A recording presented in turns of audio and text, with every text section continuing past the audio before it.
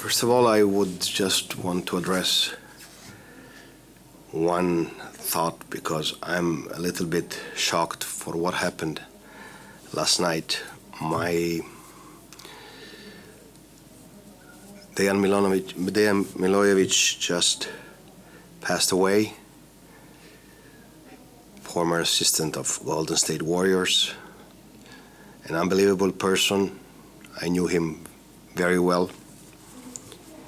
And 46 years old, my thoughts are going to his family, and it's a huge loss for basketball. A huge loss for whoever knew him, because he was really an unbelievable person, and it's really unfair what happened.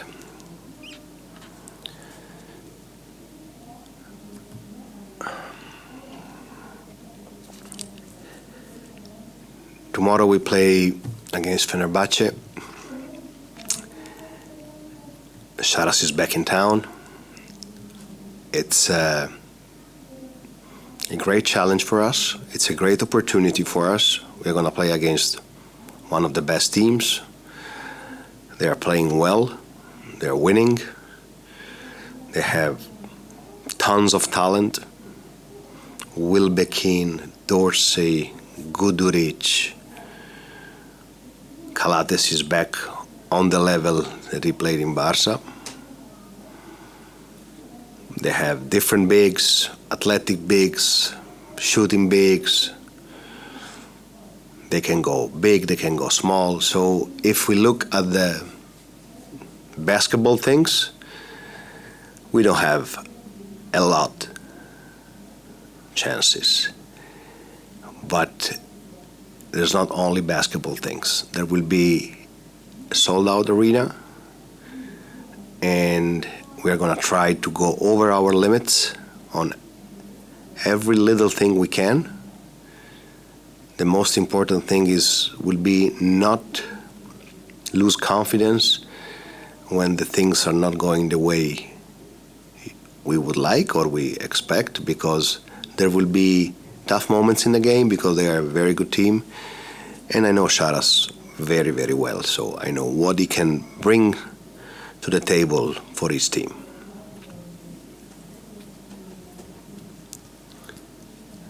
For the first time in Kaunas, you had the chance to practice in peace for a few days. How did you utilize this opportunity?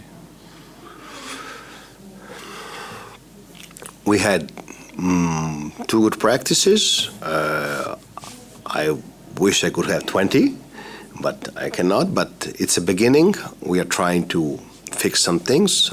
I feel that we are improving every day. I don't know if this is going to be enough, but for sure we are on the right path. Also, this was your first practice without Austin Holland. What was the reasoning behind the decision about his future?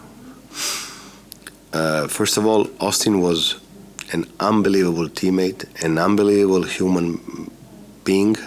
He did whatever he could to help us.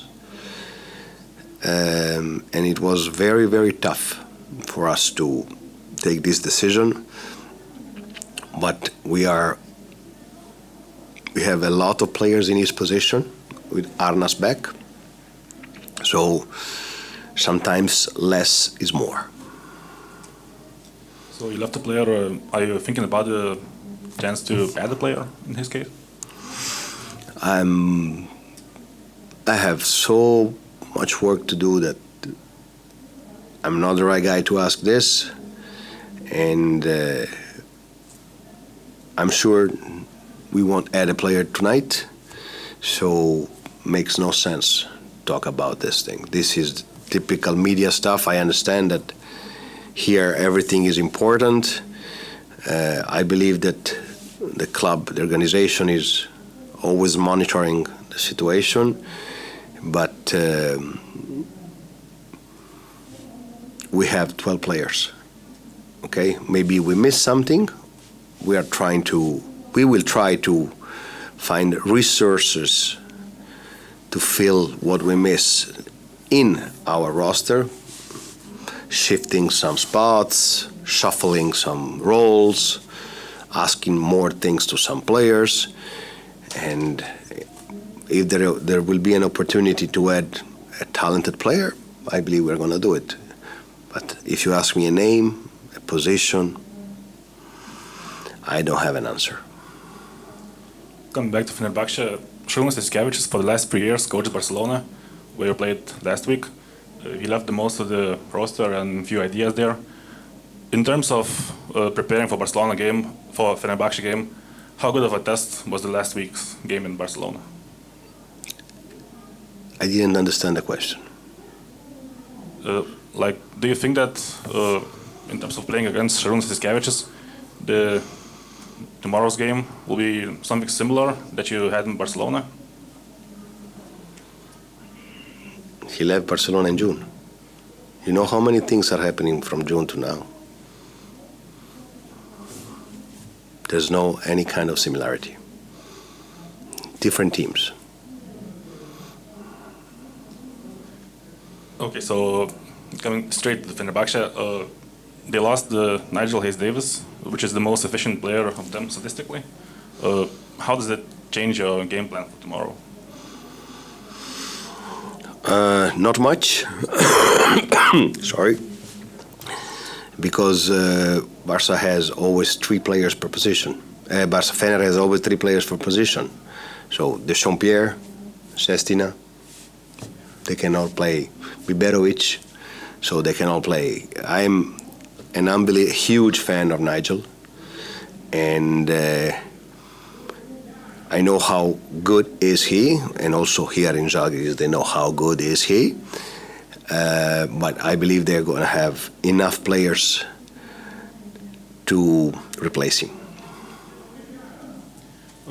In the last game against Fenerbahce and a few games before, Laurynas Birtas dominated against their bigs. But you usually base your gameplay around the guards play. And can we expect some unusual decisions tomorrow, like maybe focusing on Laurynas more? It's the first time I heard that I base my game on guards. Now I'm learning something. Thank you. Okay, and also, are there any additional health issues in your team? Sorry? Are there any additional health issues in your team, like maybe illness or injuries? A few years back, I didn't know Lucic was a guard and Hunter was a guard. Now I know. a few years back you had that internship with Š.Jasikevičiumi. Also in multiple interviews you said that he's almost like a role model for you that you can learn from. Can you tell us about your personal relationship with him?